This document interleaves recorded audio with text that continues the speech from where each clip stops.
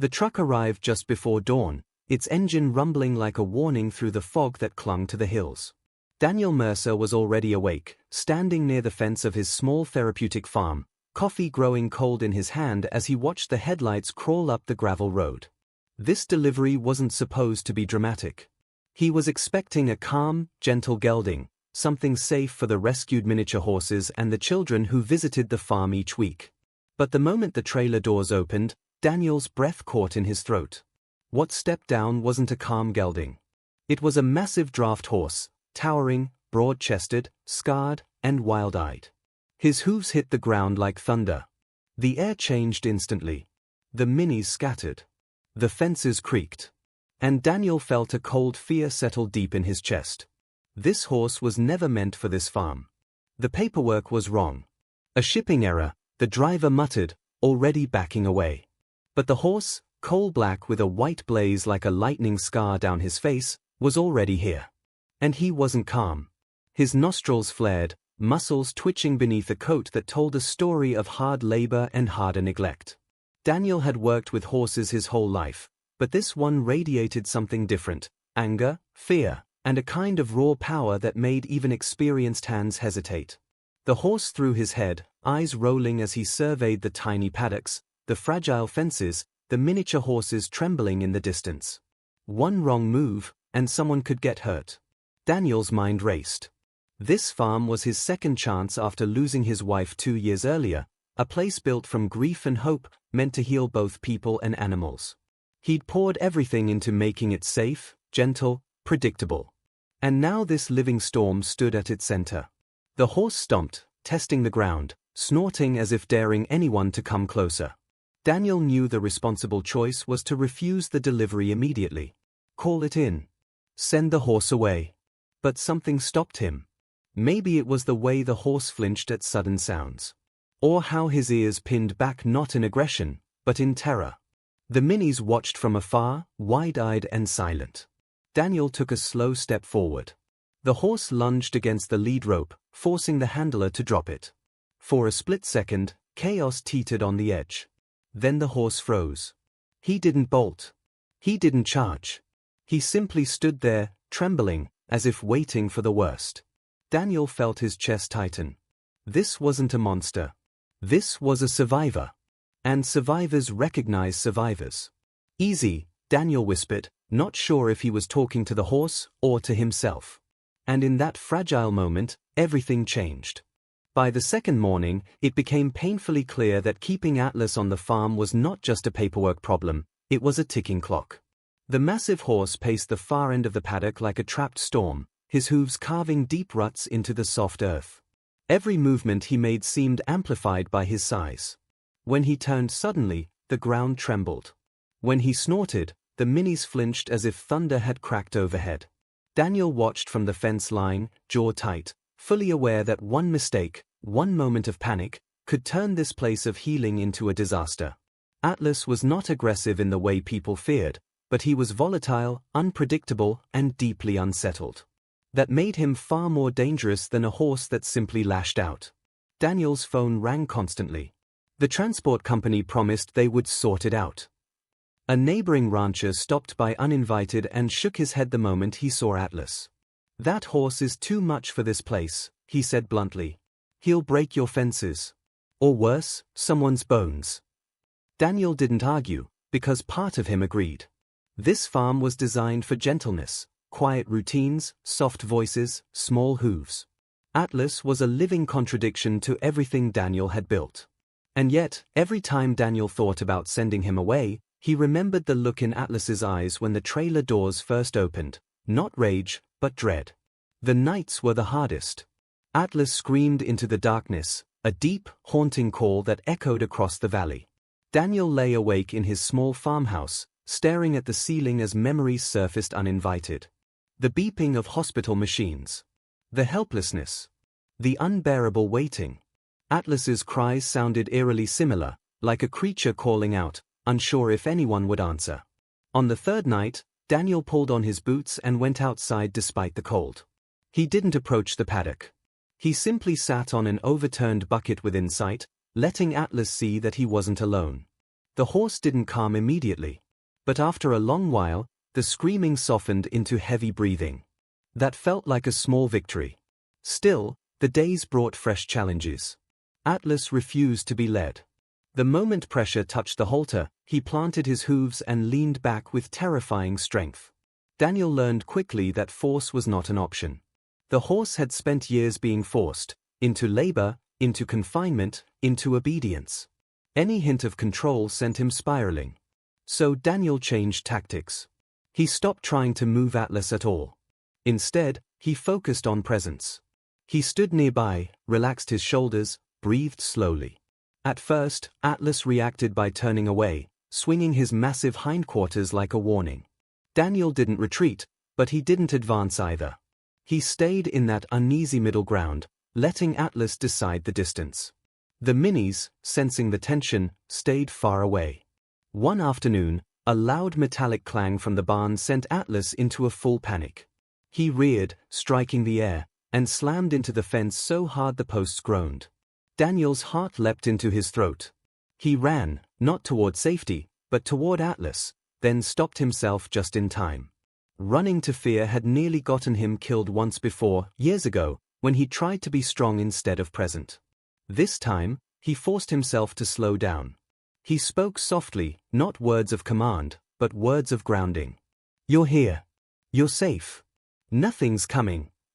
Whether Atlas understood the words didn't matter. What mattered was the tone. The storm that followed a few days later nearly ended everything. Thunder rolled in without warning, violent and relentless. Rain lashed the paddock. Atlas lost all composure. He spun, kicked, slammed his chest against the fence, eyes white with terror. Daniel watched from the barn, torn between instinct and reason. Every safety rule screamed at him to stay back. But something deeper, something born of loss, pushed him forward. He remembered how helpless he'd felt standing beside a hospital bed, wishing he could do something, anything. This time, he refused to stand still. Daniel stepped into the rain, heart pounding. He didn't cross the fence. He didn't reach out. Instead, he did the one thing Atlas had rarely experienced: he made himself small. He removed his jacket and slowly laid it over the fence rail, letting the fabric soak and cling. Atlas froze mid-panic. The world narrowed to a single moment. Slowly, cautiously, the giant horse lowered his head and touched the jacket with his nose. The storm didn't stop, but something inside Atlas did. His breathing slowed. His body stopped shaking. For the first time since arriving, Atlas chose stillness. After that night, progress came in fragile increments. Atlas began eating hay while Daniel stood within sight. He stopped charging the fence when the minis moved nearby. He watched more than he reacted. But the danger hadn't vanished, it had merely changed shape. The real conflict now wasn't Atlas versus the farm. It was time versus trust. How long before someone demanded Atlas be removed? How long before one mistake erased all the quiet progress? Daniel knew the truth, even if he didn't say it out loud. If Atlas didn't learn to trust soon, the decision would be made for him. And that thought, that this massive, terrified horse might lose his chance just as Daniel had once lost everything, hung in the air like a storm waiting to break. Something subtle shifted after the storm, so quiet that no one would have noticed unless they were watching closely. Atlas no longer paced the fence endlessly. Instead, he stood still for long stretches, his massive head lowered, ears turning not in panic but in curiosity. He began to observe. And for a horse who had lived most of his life reacting, that change meant everything. Daniel noticed it first in the early morning light, when he stepped into the paddock and realized Atlas was watching him, not with fear, not with challenge, but with cautious interest, as if asking a question he'd never been allowed to ask before: "Are you safe?" Daniel adjusted his routine to match that question. He stopped carrying tools when he approached Atlas. No ropes. No halters. Just himself, moving slowly, breathing evenly. Some days, he didn't approach at all.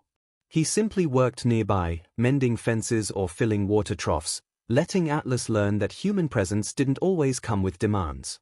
At first, Atlas turned away, muscles tight, ready to flee. But over time, his body language softened. His tail swished lazily instead of snapping. His ears flicked forward more often than back. These were small signs, easy to miss, but to someone who spoke the quiet language of horses, they were everything. The first real breakthrough came by accident. Daniel dropped a glove while carrying hay and didn't notice. Atlas did. The big horse stepped forward, sniffing the strange object with exaggerated caution. Daniel froze when he realized what was happening. He didn't move. Didn't speak. Atlas nudged the glove with his nose, then looked up, almost sheepish. A deep, rumbling breath escaped his chest. When Daniel finally turned slowly and met Atlas's eyes, something passed between them, recognition, maybe. The glove lay between them like a bridge neither had expected. Daniel took one careful step back, inviting without asking. Atlas didn't retreat. He stayed. From that day on, Atlas began closing the distance on his own terms. Sometimes he'd take a single step toward Daniel, then stop, as if testing an invisible line. Other times, he'd simply stand close enough that Daniel could feel the heat from his body. No touching. Just proximity. Daniel felt the weight of those moments more than any dramatic gesture. Trust, he realized, wasn't built in grand acts, it was built in quiet permission. The minis noticed too. Willow, the smallest mare, grew curious. One afternoon, while Daniel was cleaning the barn, she slipped through a partially open gate and wandered straight into Atlas's paddock. Daniel's heart lurched. He turned just in time to see the tiny mare standing inches from Atlas's massive front leg. The contrast was almost absurd, like a sparrow standing beside a bear. Atlas froze. Every muscle locked. For one terrifying second, Daniel imagined the worst.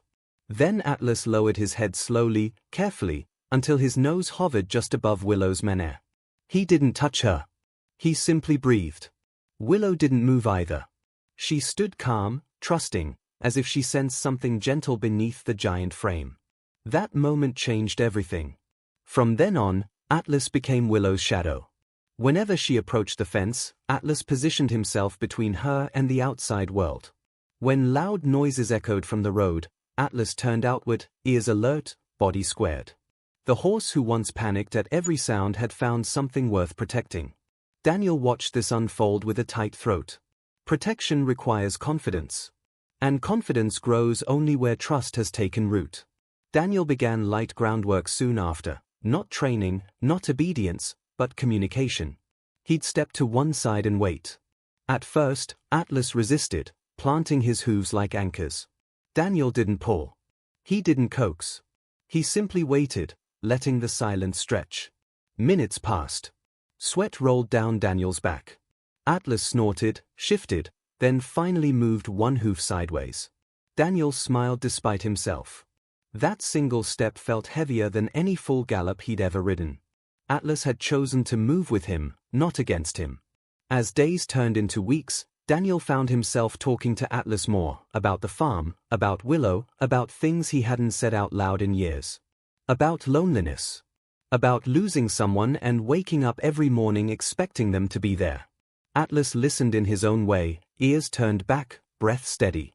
Sometimes he leaned slightly toward Daniel, resting the weight of his massive head just inches away, never quite touching. It felt intentional, like restraint born of respect. Visitors began to notice. They whispered when they saw the giant draft horse standing quietly among the minis, moving with exaggerated care. Phones came out. Photos were taken. But the real story wasn't what people saw, it was what they felt. The calm. The awe. The sense that something unlikely and fragile was unfolding right in front of them. And yet, beneath the growing bond, tension still lingered. The transport company hadn't forgotten.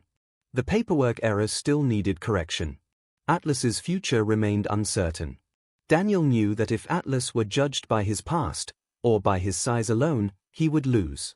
The question now wasn't whether Atlas could trust Daniel. It was whether the world would give them enough time to prove that trust could change everything. The call came on a quiet afternoon, the kind that almost tricks you into believing peace is permanent. Daniel was brushing Willow near the fence while Atlas stood a few steps away, watching with calm, steady eyes. When the phone rang, Daniel nearly ignored it. Something in his chest tightened before he even answered. The voice on the other end was polite, professional, and final. The shipping company had corrected the error. A proper facility had been arranged. They would be arriving in 2 days to collect the horse. Atlas's time here was over. Daniel ended the call without saying much. He stood there for a long moment, phone hanging limply in his hand, staring out at the paddock as if the land itself might offer an answer. Atlas lifted his head, ears turning toward Daniel, sensing the shift in energy. Horses always know. Daniel swallowed hard. He had known this moment was coming. He just hadn't realized how much it would hurt. What had started as a mistake had become something dangerously close to family. That evening, Daniel stayed in the paddock long after the sun dipped behind the hills. He didn't bring food or tools. He just sat on the ground, back against the fence, breathing in the smell of hay and dust. Atlas approached slowly, each step deliberate. He stopped close, closer than ever before. Then, in a gesture so unexpected it stole Daniel's breath, Atlas lowered his massive head and rested it gently against Daniel's shoulder. Not his chest. Not his hands. His shoulder, careful, controlled, intimate. Daniel didn't move. Tears slid silently down his face. He hadn't realized how much he needed to be chosen again, by anyone. Word spread faster than Daniel expected.